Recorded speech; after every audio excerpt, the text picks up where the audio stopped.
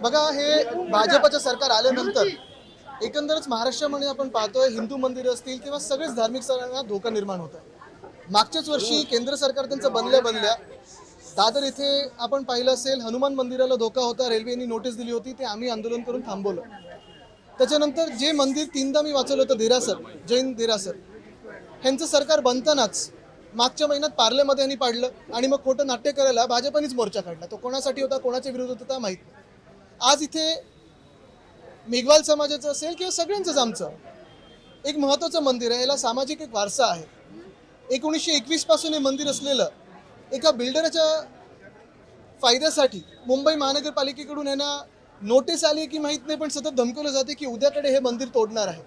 मी त्यांना हेच सांगितलेलं आहे की मंदिर तोडण्याचा प्रयत्न करा, मंदिराला धक्का लागला तर जो कोणी बिल्डर असेल त्याचं काम आम्ही थांबवणार आणि त्याला काम मुंबईत करू देणार नाही।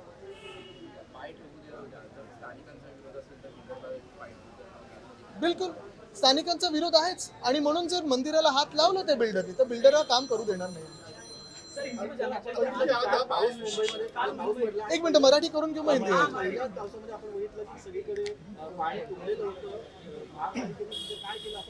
तसं पाहायला गेलं तर हा पहिला पाऊस नव्हता।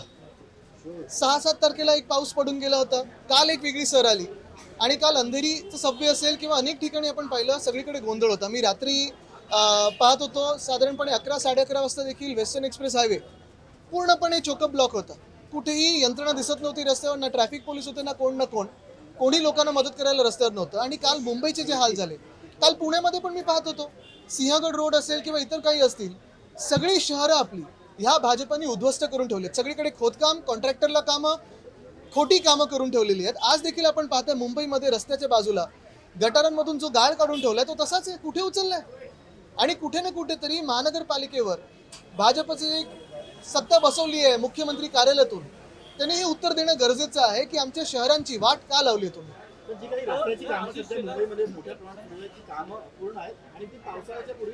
रस्त्याची कामं अपूर्ण आहेत, त्याच्यात मी तुम्हाला पहिल्यापासून सांगतोय घोटाळा आहे, कामं नाही आहेत, घोटाळा आहे। पैसे काढण्याचा हा सगळा मार्ग होता। 2 वर्ष आपण पाहतोय, 2 वर्षात 25% कामं झालीत रस्त्यांची, तेही आता आपण पाहतोय अर्धी तर अशीच उघडी पडलेली आहेत। मग नक्की काय चाललंय मुंबईमध्ये? हे कोणाचे कॉन्ट्रॅक्टर्स आहेत, कोणाचं सरकार आहे? भाजपनी आणि एशनशीनी जिथून पैसे काढण्याचा प्रयत्न केलाय कॉन्ट्रॅक्टर्सच्या माध्यमातून, तो भयानक आहे, तो रस्त्यांवर दिसत आहे। एका बाजूला कचरा कर, दुसऱ्या बाजूला देवनार अदानीचा आपण स्वच्छ करून देतोय, BSTची भाडीवाढ झालेली आहे आणि हे सगळं होत असताना मुंबईकरांचे हाल आहेत, इतर शहरांचे देखील तसेच हाल आहेत। 65 कोटींच्या या मिठी नदीच्या आशिष शेलार यांनी आज सकाळी म्हटले की महाविकास आघाडीच्या येणाऱ्या महापालिका निवडणुकीमध्ये केवळ 50 जागा असतील आणि उद्धव ठाकरेंना कळेल की ती कुठे मागे राहिलेली आहे। ठीक आहे, सोडून द्या ना। मी त्यांना नेहमी सांगतो, मला त्यांच्याबद्दल खूप सिंपती आहे, त्यांच्यावर जो एक सायकोलॉजिकल परिणाम झालाय, त्यांना पक्षात कसं बाजूला ठेवलं, मी त्यांना उत्तर देत नाही।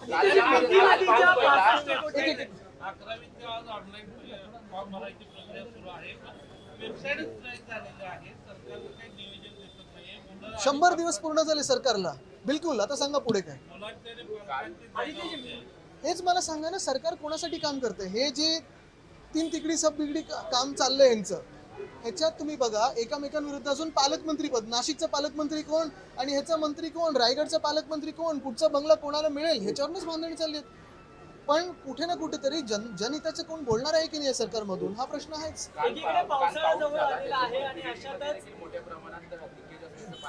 आम्ही आंदोलन केलेलं आहे, ह्याच्यात आम्ही सातत्याने मागणी करतोय की प्रत्येक वर्षी, खरं ह्याच्यात आमदार नगरसेवक एवढं पण पोहोचलंच नाही पाहिजे।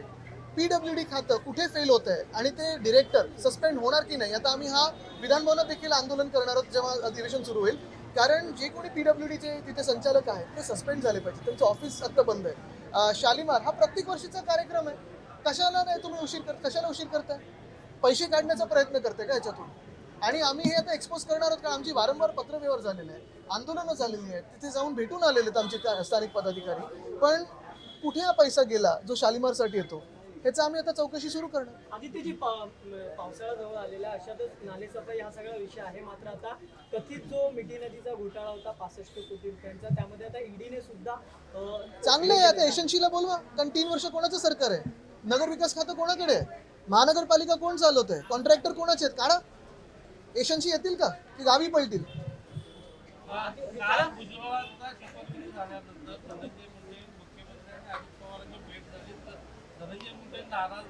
नाही, ते वॉशिंग मशीनचं ती वॉशिंग पावडर विक्रीला गेलेत. आणि पर्यावरणासंदर्भात एक प्रश्न आहे. एक मिनिट, हिंदी हिंदी पर्यावरणासंदर्भात एक प्रश्न आहे. गणेशोत्सव तोंडावर आहे आणि यामध्ये आता महापालिका एकीकडे म्हणते शाडूच्या माती हे फ्रीमध्ये दिलेल्या मात्रांनी जे सार्वजनिक गणेशोत्सव मंडळ आहेत त्यांच्याकडे पुढे वर्षात एका फुटाला जे आहे 1.5 लाख रुपये हा खर्च येणार आहे. मंडळांसमोर एक मोठा प्रश्नचिन्ह नक्कीच. मी तुम्हाला आधी देखील सांगितलं होतं की भाजप आमचं मराठमोळं हिंदुत्व पोचवण्याचा प्रयत्न करत आहे. जो काही हा विषय आहे, का नाही मुंबई महानगरपालिकेला त्यांनी सुप्रीम कोर्टमध्ये अपील करायला लावलं, का नाही तुम्ही सगळ्या जे काही मूर्तिकार आहेत किंवा मंडळ आहेत त्यांना बोलवून चर्चा केली. साधारणपणे सण आला की काहीतरी सुरू करायचं. जसं मागच्या वर्षी आपल्याला आठवत असं सण आला तरी देखील आमच्या वरळी आणि परळमध्ये मेट्रोचे गर्डर काही होते, काही ब्रिजेसचं ते स्कॅफोल्डिंग लावलं ते उतरवलं नव्हतं. आम्हाला बैठका घेऊन ते करायला लागलं. मराठमोळी सणालाच भाजप का पुसायला मागे लागले, हा प्रश्न भाजपचे लोकांनी उत्तर द्यावं. एनएस का पूछो या आईएनएस का पूछो. ये लक्ष्मी नारायण मंदिर काफ़ी पुराना है. इसे एक सामाजिक इतिहास भी है. मेघवाल समाज हो या सारे जो स्थानिक है यहाँ बहुत आस्था रखते हैं. 100 साल पुराना ये मंदिर है और हमारी यही मांग है कि कल जो मुंबई महानगर पालिका जो भाजप शासित है अभी, यहाँ तोड़ने के लिए आदि मंदिर किसके लिए, तो एक यहाँ बिल्डर के लिए. हमने यही इशारा दिया है कि इस मंदिर को अगर आप हाथ लगाओगे बिना पूछे इनसे तो बिल्डर का भी काम होने नहीं देंगे. पिछले साल से हम देख रहे हैं जब से भाजपा केंद्र सरकार जीत के आई है, पहले दादर में हनुमान मंदिर को धोखा था, रेलवे ने नोटिस निकाली थी, हमने आंदोलन किया, रोका. जिस जैन देरासर को इस भाजपा की सरकार ने तोड़ा, उसी जैन देरासर को 3 बार मैंने बचाया था हमारी सरकार के दौरान. और आज इस मंदिर को धोखा है तो भाजपा ये हिंदू विरोधी है, ये हम जानते हैं. आज जिस प्रकार से इंडिया और पाकिस्तान के बीच में तनाव हुआ था उसके बाद ऑपरेशन सिंदूर जिस प्रकार से सरकार ने किया था उसके बाद डेलीगेशन अब अनेक देशों के भेजा. बिल्कुल. शिवसेना की तरफ से क्या भूमिका है, क्या हमारी किसी का भूमिका कौन कल आएगा और कौन जा रहा है? हमारी भूमिका कल हमने ट्विटर पे स्पष्ट कर दी है. यही है कि किरण रिजिजू जी जो केंद्रीय मंत्री हैं उन्होंने उद्धव साहब से स्वयं बातचीत की फ़ोन करके और रिक्वेस्ट की थी. और हमारे जो थोड़े डाउट्स थे कि क्या ये पॉलिटिकल है, क्या ये बीजेपी के हिसाब से है, तो ये नहीं होते, ये देश के लिए है. और मैंने पहले भी कहा है देश के लिए हम जान भी देने को तैयार हैं. देश की एकता, अखंडता, देश की सुरक्षा ये सबसे महत्वपूर्ण है. और इसी को लेके दुनिया भर में हम ये बताना चाहते हैं, सिद्ध करना चाहते हैं कि जो हमले किए थे वो पाक बेस्ड टेररिज्म ने किए थे और उसे नष्ट करने के लिए सारी दुनिया ने एक साथ आना ज़रूरी है. पहली बात. दूसरी बात, यहाँ देश में जो हमें सवाल पूछने हैं, जैसे वो 4 आतंकवादी कहाँ गए, कहाँ से आए, वो तो हम पूछते रहेंगे. लेकिन दुनिया भर में राजनीति न करते हुए हम सभी लोग साथ में हैं, ये हमने पहले ही बताया है. कांग्रेस के अध्यक्ष मल्लिकार्जुन खड़गे ऑपरेशन सिंदूर के लिए सवाल उठा रहे कि ऑपरेशन सिंदूर से छोटा सा ऑपरेशन था. क्या उनके बयान को आपकी से क्या आपको लगता है ऑपरेशन देखिए ये मुझे लगता है कि हमारे जो जवानों ने, हमारे जो आर्म फोर्सेस है, वायुदल हो, ये सारे जो जवान हैं उन्होंने अच्छा काम किया है और इसकी सराहना उसको सलाम हम भी करते हैं, सारे लोग करते हैं. लेकिन मुझे लगता है कि रक्षा मंत्री जी ने भी कहा है, काफ़ी सारे लोगों ने कहा कि ये पिक्चर अभी बाकी है. हम यही इंतज़ार कर रहे हैं कि पाकिस्तान में घुस के एक तो POK हमें लेना ज़रूरी है और सारे के सारे जो आतंकवादी जहाँ से हमले होते हैं या प्लानिंग होता है उसे भी नष्ट करना, नस्तानाबूद करना ज़रूरी है. उसके लिए हम सब लोग, सारे दल साथ में हैं. अपने सवालों का स्तर यहाँ से यहाँ लेके गए सीधा नाम लेके. देखिए जिनको साइकोलॉजिकल हेल्प की जरूरत है उनको मैं जवाब नहीं देता. मोदी टीवर इनका बयान आया है, उन्होंने कहा कि चाइना ने 15,000 के ड्रोन भेजे थे और उसे गिराने के लिए हमने 15 लाख के मिसाइल गवाए हैं. तो नुकसान किसका हुआ? नहीं, देखिए मैं उनके बयान पर कुछ जवाब नहीं देना चाहता, लेकिन ये सत्य बात है कि चाइना पे काफ़ी सारी चुप्पी हम देख रहे हैं केंद्र सरकार से. चाइना पे हो, पाकिस्तान पे हो, सरकार ने अपनी बातें रखनी चाहिए क्योंकि ये दोनों घुसपैठी है.